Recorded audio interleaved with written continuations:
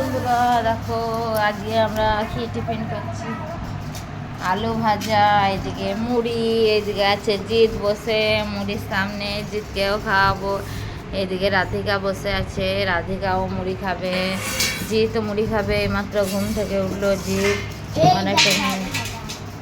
আর এদিকে দেখো আলু ভেজে দিচ্ছি, আলু ভাজা আর আছে পাঁপড় ভাজা।